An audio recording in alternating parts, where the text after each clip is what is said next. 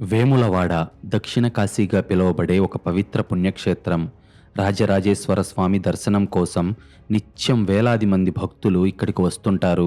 అయితే దేవుడి సన్నిధికి కూతవేటు దూరంలో ఉన్న ఒక గదిలో దయ్యాలు కూడా భయపడేంత దారుణమైన మారణకాండ జరిగింది. అప్పుడు సమయం మధ్యాహ్నం 12 గంటలవుతుంది. అది వేములవాడ టౌన్లోని సిద్ధార్థ కాంప్లెక్స్లో ఉన్న ఒక లాడ్జీ. ఆ లాడ్జీలోని రూమ్ నెంబర్ 204 తలుపులు ఉదయం నుంచి తెరవలేదు. లోపల ఉన్న కస్టమర్ చెక్అవుట్ టైం దాటిపోయినా బయటకు రాలేదు. రూమ్ బాయ్ వెళ్ళి ఎన్నిసార్లు తలుపులు కొట్టినా లోపల నుంచి ఎలాంటి అలికిడీ లేదు. లాడ్జ్ మేనేజర్కి అనుమానం వచ్చింది. వెంటనే మాస్టర్ కీతో తలుపు తీసి లోపలికి వెళ్ళాడు. అలా లోపలికి వెళ్ళిన మేనేజర్ అయ్యో దేవుడా అంటూ గుండెలు బాదుకుంటూ బయటకు పరిగెత్తుకుంటూ వచ్చాడు. వెంటనే వేములవాడ పోలీసులకు సమాచారం ఇచ్చాడు. వేములవాడ డీఎస్పీ శ్రీనివాసులు తన టీంతో కలిసి స్పాట్కి చేరుకున్నాడు. శ్రీనివాసులు క్రైమ్ సీన్ని చాలా క్షుణ్ణంగా పరిశీలించాడు. రూమ్లోని మంచం మీద ఒక వ్యక్తి ప్రాణం లేకుండా పడి ఉన్నాడు. అతని వయసు సుమారు 35 ఏళ్లుంటాయి. అతని మెడకు ఒక ప్లాస్టిక్ నైలాన్ వైరు బిగించి ఉంది. కళ్ళు బయటకు వచ్చేసున్నాయి. ఎవరో కాని గొంతు నులిమి అత్యంత కిరాతకంగా అతని ప్రాణాలు తీశారు. ఆ గదిలోని వస్తువులన్నీ చిందరవందరగా పడి ఉన్నాయి. అంటే చనిపోయే ముందు హంతకులతో అతను తీవ్రంగా పోరాడాడు అని స్పష్టంగా తెలుస్తుంది. డిఎస్పి శ్రీనివాసులు లాడ్జ్ మేనేజర్ను విచారిస్తూ ఈ వ్యక్తి ఎప్పుడొచ్చాడు, ఇతని పేరేంటి అని అడగ్గా మేనేజర్ రిజిస్టర్ తెరిచి చూపించాడు. ఐడి ప్రూఫ్ ప్రకారం చనిపోయిన వ్యక్తి పేరు మోహన్. అతను ఒక ఆటో డ్రైవర్. అసలు ఈ మోహన్ ఎవరు? పుణ్యక్షేత్రమైన వేములవాడకు వచ్చి లాడ్జిలో ఎందుకు దిగాడు? పగబట్టి ఒక ఆటో డ్రైవర్ను ఇంత కిరాతకంగా నైలాన్ వైరుతో ఉరివేసి చంపాల్సిన అవసరం ఎవరికుంది? ఈ హత్య వెనక ఉన్నది ఫ్యాక్షన్ కక్షలా, లేదంటే పాత పగలా, లేక ఇంకేదైనా చీకటి రహస్యముందా అనేది తెలుసుకునే ముందు మీరు గనుక ఇలాంటి రియల్ క్రైమ్ స్టోరీస్ రోజు చూడాలి అనుకుంటే ఇప్పుడే ఈ వీడియోను లైక్ చేసి మా ఛానల్ను సబ్స్క్రైబ్ చేసుకోండి. మీరు చేసే చిన్న లైక్, ఒక సబ్స్క్రైబ్ మమ్మల్ని ఎంతో ఎంకరేజ్ చేసినట్టుగా ఉంటుంది. అలా పోలీసుల వేట మొదలయ్యింది. హంతకుడు ఎవరో తెలుసుకోవాలంటే ముందు చనిపోయిన మోహన్ బ్యాక్గ్రౌండ్ ఏంటో తెలుసుకోవాలి. డిఎస్పి శ్రీనివాసులు మోహన్ వేలిముద్రలు, ఐడి కార్డు ఆధారంగా అతని హిస్టరీని పోలీస్ డేటాబేస్లో సెర్చ్ చేశాడు. స్క్రీన్ మీద వచ్చిన రిపోర్ట్ చూసి పోలీసులకే మైండ్ బ్లాక్ అయ్యింది. ఎందుకంటే చనిపోయిన మోహన్ ఒక సామాన్య ఆటో డ్రైవర్ కాదు. అతను ఒక కరుడుగట్టిన క్రిమినల్. గతంలో అతని మీద ఒక పోక్సో కేసు, అనగా మైనర్ బాలికపై వేధింపుల కేసు మరియు గంజాయి స్మగ్లింగ్ కేసులు ఉన్నాయి. ఆ కేసుల్లో అతను జైలుకు కూడా వెళ్ళొచ్చాడు. ప్రస్తుతం జైలు నుంచి బెయిల్ మీద బయటకు వచ్చి కరీంనగర్లో ఒక కంపెనీలో ఆటో నడుపుతూ బతుకుతున్నాడు. పోలీసులకు మొదటి అనుమానం మొదలయ్యింది. మోహన్ ఒక గంజాయి స్మగ్లర్. బహుశా గంజాయి గ్యాంగుల మధ్య జరిగిన డబ్బుల సెటిల్మెంట్స్ వల్ల వేరే గ్యాంగు వాళ్ళు ఇతన్ని లాడ్జీకి పిలిపించి చంపేశారా, లేదా పోక్సో కేసులో బాధిత కుటుంబ సభ్యులు ఎవరైనా పగతో అతన్ని చంపారా అనే కోణంలో తమ అనుమానాలను కన్ఫర్మ్ చేసుకోవడానికి పోలీసులు లాడ్జీలోని సీసీటీవీ ఫుటేజ్ని చెక్ చేశారు. మర్డర్ జరిగిన రోజు అనగా 4వ తేదీ మధ్యాహ్నం ఫుటేజ్ని పరిశీలిస్తూ ఉండగా పోలీసులకు ఒక షాకింగ్ క్లూ దొరికింది. లాడ్జీలోని మోహన్ రూమ్ వైపు రౌడీలు వెళ్లలేదు, గంజాయి బ్యాచ్ వెళ్లలేదు. ఒక మహిళ వెళ్ళింది. ఆ మహిళ ముఖం క్లియర్గా కనిపించకుండా స్కార్ఫ్ కప్పుకొని ఉంది. ఆమె లోపలికి వెళ్ళిన అరగంట తర్వాత 2 మగాళ్ళు సైలెంట్గా అదే రూమ్లోకి వెళ్లారు. 1 గంట తర్వాత మోహన్ కూడా అదే రూమ్లోకి వెళ్ళాడు. కాసేపటి తర్వాత ముందుగా లోపలికి వెళ్ళిన మహిళ, ఆమె వెనకాలే లోపలికి వెళ్ళిన 2 మగాళ్ళు హడావుడిగా ఆ లాడ్జి నుంచి బయటకు వెళ్ళిపోయారు. అంటే మోహన్ను చంపింది ఆ ముగ్గురే. కానీ ఒక పాత నేరస్తుణ్ణి ఒక మహిళ ఎందుకు చంపాలనుకుంది? ఆమెకు వాడితో ఉన్న సంబంధం ఏంటి అనే అనుమానం పోలీసులకు మొదలయ్యింది.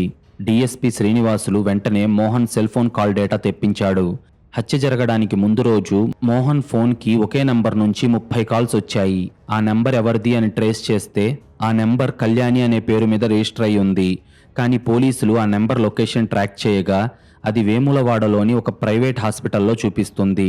మఫ్టీలో వెళ్లిన పోలీసులు ఆ హాస్పిటల్లో ఆ కళ్యాణి గురించి ఎంక్వైరీ చేస్తే అసలు ట్విస్ట్ బయటపడింది. కళ్యాణి అనేది ఆమె అసలు పేరు కాదు. ఆమె అసలు పేరు శారద.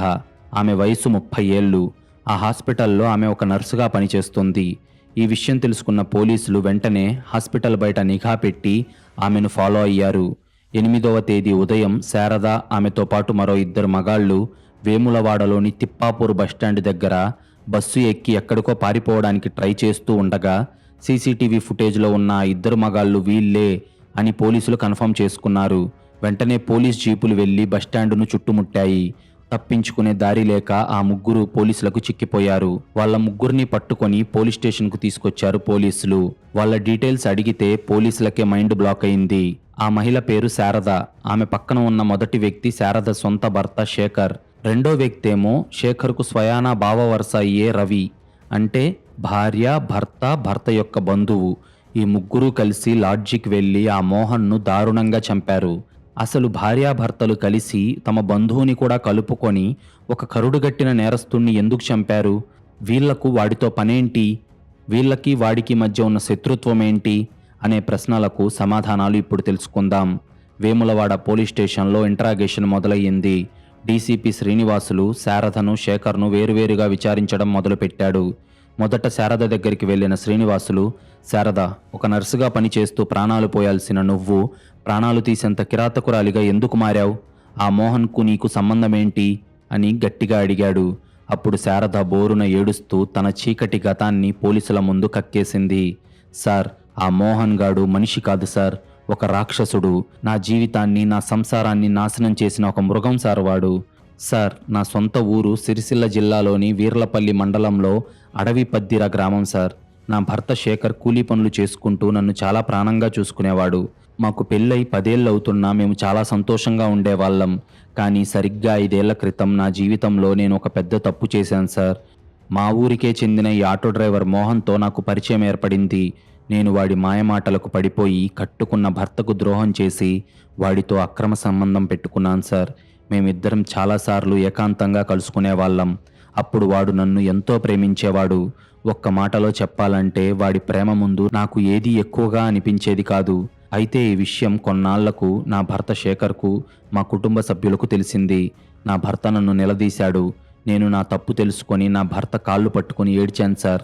ఇంకెప్పుడు వాడితో మాట్లాడను, నన్ను క్షమించు అని వేడుకున్నాను సార్. అప్పట్నుంచి నేను మోహన్కు దూరంగా ఉండటం మొదలుపెట్టాను. పరువు పోతుందన్న భయంతో నా భర్త నన్ను తీసుకొని వేములవాడకు కాపురం మార్చేశాడు. నేను ఇక్కడే ఒక హాస్పిటల్లో నర్సుగా జాయిన్ అయ్యాను. మోహన్ గాడు కరీంనగర్ వెళ్ళిపోయాడు. ఇక పీడ వదిలింది అనుకున్నాను సార్ అని చెప్పింది శారద. కానీ శారదకు తెలియని విషయం ఏంటంటే చేసిన పాపం అంత ఈజీగా వదిలిపెట్టదు. కరీంనగర్ వెళ్లిన మోహన్ గంజాయి, పోక్సో కేసుల్లో ఇరుక్కొని జైలుకు వెళ్ళాడు. కొన్నాళ్లకి బెయిల్ మీద బయటకు వచ్చాడు. లాయర్ల ఫీజులకు, వాడి జల్సాలకు డబ్బులు లేక అప్పుల పాలయ్యాడు. అప్పుడే వాడికి వేములవాడలో ఉంటున్న శారద గుర్తొచ్చింది. ఒకరోజు సడన్గా శారదకు ఫోన్ చేసిన మోహన్, శారద, నాకు అర్జెంటుగా డబ్బులు కావాలి అని అడగ్గా, నేను నీతో మాట్లాడను, నా భర్తతో నేను హ్యాపీగా ఉన్నాను, ప్లీజ్ నాకు కాల్ చేయకు అని ఫోన్ కట్ చేసింది శారద. అప్పుడు మోహన్ తన అసలు బ్రహ్మాస్త్రాన్ని వాడాడు. నాకు డబ్బులు ఇవ్వకపోతే గతంలో మనం ఏకాంతంగా లాడ్జీల్లో గడిపిన ఫోటోలు, నేను సీక్రెట్గా తీసిన నీ ప్రైవేట్ వీడియోలు, ఇలా అన్నీ నీ భర్తకు, నీ బంధువులందరికీ పంపిస్తాను. సోషల్ మీడియాలో కూడా పెట్టేస్తాను. అప్పుడు పరువు పోయి నువ్వు మాత్రమే కాదు, నీ భర్త, నీ పిల్లలు కూడా ఉరేసుకొని చేస్తారు అని బ్లాక్మెయిల్ చేయడం స్టార్ట్ చేశాడు. అది విన్న శారదకు గుండె ఆగిపోయినంత పనయ్యింది. పరువు పోతుందన్న ప్రాణభయంతో, తన కుటుంబం మీద ప్రేమతో తన దగ్గర ఉన్న డ్వాక్రా పొదుపు డబ్బులు వాడికి ఇచ్చింది. అవి తీసుకొని వాడు అంతటితో ఆగిపోలేదు. మళ్ళీ డబ్బులు అడగటం మొదలుపెట్టాడు. నర్సుగా వచ్చే జీతం సరిపోక శారద బయట వడ్డీలకు అప్పులు చేసి మరీ వాడి అకౌంట్లో డబ్బులు వేసేది. అయినా వాడి దాహం తీరలేదు. నాకు డబ్బులు చాలట్లేదు, నువ్వు నీ మొగుడిని వదిలేసి మళ్ళీ నా దగ్గరకు వచ్చేయి, నాతోనే ఉండు అని టార్చర్ చేయడం మొదలుపెట్టాడు. ఎప్పుడైనా శారద ఎదురు తిరిగితే ఆసుపత్రి దగ్గరికి వచ్చి ఆమెను కొట్టేవాడు. ఒక పక్క ఆమె చేసిన అక్రమ సంబంధం అనే పాత తప్పు, ఇంకో పక్క వాడి బ్లాక్మెయిల్. ఇలాంటి టార్చర్తో శారద ఒక బతికున్న శవంలా మారిపోయింది. ఈ నరకం ఇక భరించలేక ఒకరోజు తన భర్త శేఖర్ కాళ్ళ మీద పడి భోరున ఏడ్చేసింది. మోహన్ చేస్తున్న బ్లాక్మెయిల్, వాడి దగ్గర ఉన్న ఫోటోల గురించి మొత్తం భర్తకు చెప్పేసింది. నన్ను చంపే శేఖర్, వాడి టార్చర్ నేను భరించలేకపోతున్నాను అని గుండెలు బాదుకుంది. అయితే ఇక్కడే కథలో మైండ్ బ్లాక్ అయ్యే ట్విస్ట్ ఎదురైంది. సాధారణంగా భార్య తప్పు చేస్తే భర్త చంపేస్తాడు, లేదంటే వదిలిపారేస్తాడు. కానీ ఇక్కడ శేఖర్ అలా చేయలేదు. తన భార్య చేసిన తప్పును క్షమించాడు. కానీ తన భార్యను బ్లాక్మెయిల్ చేస్తూ మానసిక క్షోభకు గురి చేస్తున్న ఆ రాక్షసుడు మోహన్ను మాత్రం బతకనివ్వకూడదు అని డిసైడ్ అయ్యాడు. తన భార్య పరువును కాపాడటానికి ఒక సామాన్య కూలీ అయిన శేఖర్ కిల్లర్గా మారడానికి సిద్ధపడ్డాడు. వెంటనే శేఖర్ తన బంధువు రవి సహాయం కూడా తీసుకున్నాడు. ఇలా ముగ్గురు కలిసి మోహన్ను చంపేయాలని పక్కా స్కెచ్ వేశారు. ఆ రోజు 4వ తారీఖు శారద మోహన్కు ఫోన్ చేసింది. మోహన్, ఇవాళ నా భర్త ఇంట్లో లేడు. నువ్వు వేములవాడలోని సిద్ధార్థ కాంప్లెక్స్లోని లాడ్జికి రా. అక్కడ రూమ్ తీసుకొని వెయిట్ చేస్తూ ఉండు. నువ్వు అడిగిన డబ్బులు నేను తీసుకొస్తాను. అలాగే ఎప్పటినుంచో నాతో మళ్ళీ గడపాలి అని కోరుకుంటున్నావు కదా, ఆ కోరిక కూడా నేను వచ్చి తీరుస్తాను అని మోహన్కి మాయమాటలు చెప్పి అక్కడికి పిలిపించింది శారద. కామంతో, డబ్బు ఆశతో కళ్ళు మూసుకుపోయిన మోహన్ లాడ్జీ రూమ్కి వెళ్ళాడు. కాసేపటికి మోహన్ ఉంటున్న రూమ్ కాలింగ్ బెల్ మోగింది.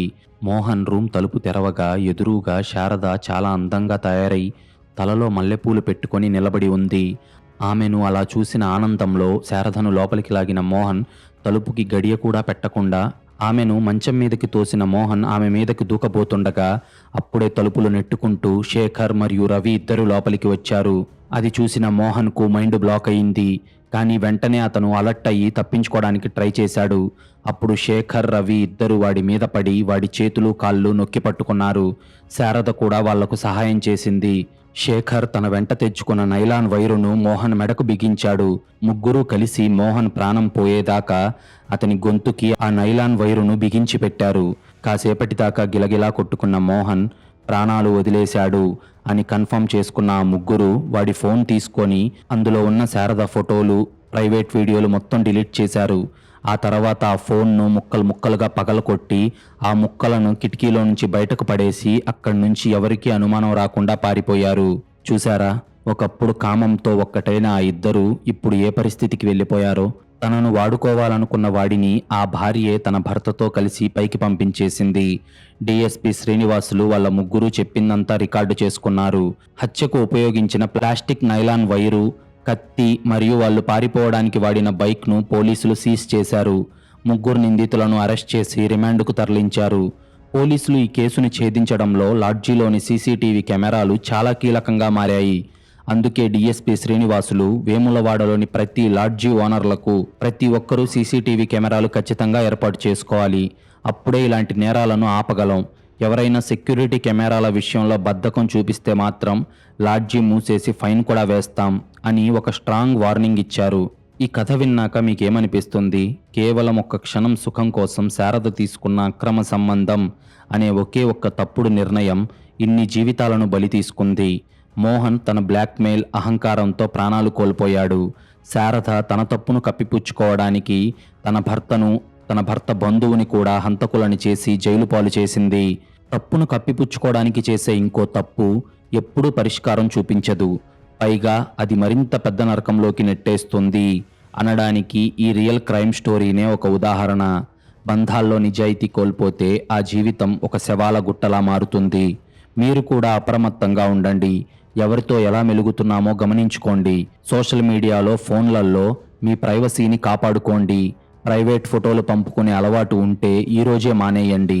మీకు గనుక ఈ రియల్ క్రైమ్ స్టోరీ నచ్చినట్లయితే ఇప్పుడే ఈ వీడియోను లైక్ చేసి మా ఛానల్ను సబ్స్క్రైబ్ చేసుకోండి. మీరు చేసే చిన్న లైక్, ఒక సబ్స్క్రైబ్ మమ్మల్ని ఎంతో ఎంకరేజ్ చేసినట్టుగా ఉంటుంది.